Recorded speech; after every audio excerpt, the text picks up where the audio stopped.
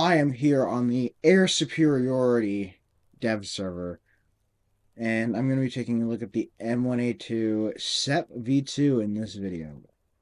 And before I get into anything, I just want to say that I have a Discord down in the description if you guys are interested in joining that. And also, if you guys do like this video, please like and subscribe to help my channel out. It's still pretty small, but anything you guys can do was a great help.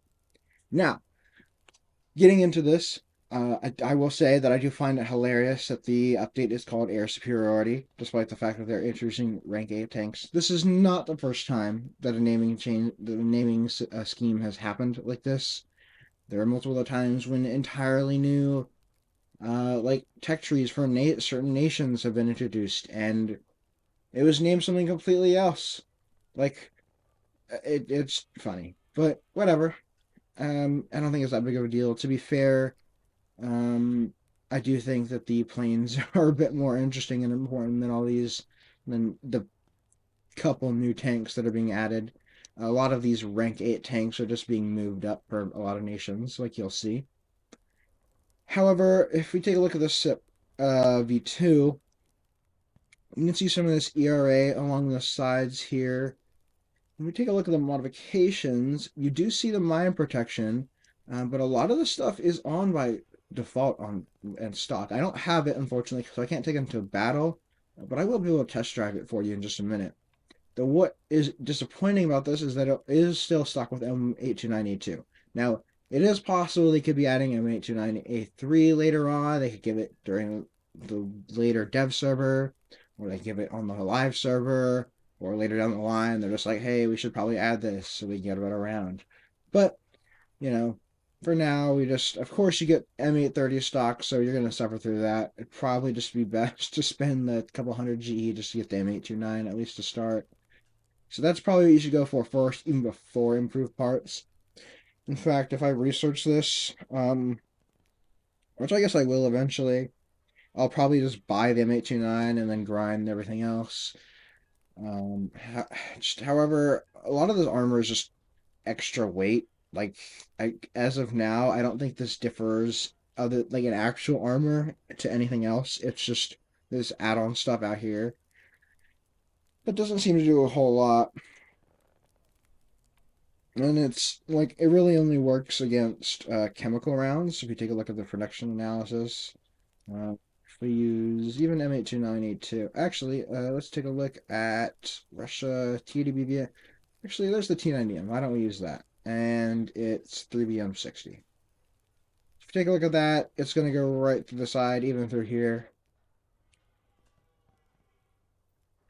Now, so another thing is that apparently not a lot of NATO tanks this update will be getting spall liners, or at least at some point in the future. That was what was confirmed. So hopefully a lot of tanks will become a little bit more survivable. But as you can see, especially even through the front right here, it just goes right through. Like, there should be a better lower plate armor. Like, yeah, it probably still won't stop this from a head-on shot, but at least like from a side-on shot like this, should be able to stop it. Whereas here, it still goes right through.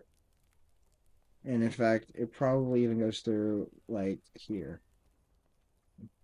potentially. Yeah, see, and even then, just like very little side shots, goes right through here. Like, it probably goes right through there. Yeah, it's just not very well armored. I mean, at least it doesn't go through these cheeks, but that's about it. I mean, it can potentially even go through here. And it doesn't in this case, but a lot of it, like, it's going to go right through here. It's just very unfortunate. But real quick, I'll just take it into a test drive. Not that it'll be very different. It is just another Abrams, but might as well take a look at it. At the same time, we can also take a look at this map. And it does get better thermals, though. So that is the really good thing. So you take a look at these. I believe it has Gen 2.5 or Gen 3 thermals. I'm not really sure. You can zoom in quite a lot. Of course, we use the laser rangefinder real quick. Grab that. see, they updated the map a little, the test drive map just a little bit. Now, of course, when you take something to a test drive, it does give it its full spaded performance. So this is what it would be like when you have it fully spaded. So it isn't horribly slow, being fully spaded, but again, being stock, it'd probably not great. Of course, you have the crow's nest and all that. And just, I think this is going to be something that's just a good addition to your lineup. The top tier US is just another padding thing. It's not going to be like if you remember when the first Abrams was introduced, that was like a major thing, especially like, or even when like the M1A1 or M1A2, when that was introduced, they were all big things. But this is just, at least in games, such a minor upgrade that I don't think it's going to be a massive deal. So, and actually I'll head back to the hangar real quick. But we're going to be looking at just another Abrams that you can add to your lineup. Now, if we go ahead and look in the tree, it's going to be after the M1A2, M1A2 SEP. And still 11.7, which, in my opinion, I do think they should just be starting to increase the BR, because they're just maxing out 11.7. And that's about it. Which I do think it should be going up a little bit more. I do understand they can't just keep increasing it. It's not like they're going to get, like, absurdly better, like how aircraft are. Like, in my opinion, I definitely think aircraft should be a lot higher. Tanks should probably be a little higher, a little bit more spaced out. They're definitely not as bad as aircraft are in terms of BR compression. But, you know, a little bit of decompression, or at least, you know, raising BRs at the top would be nice, because 11.7 is starting to, everything's getting mushed in there. But I'll go ahead and preview this again. And if you guys like, I'll take a look at the modifications again one last time. Of course, you got MVDs down here at the bottom. So the driver, of course, gets TVDs. Gunner gets TVD. So everyone,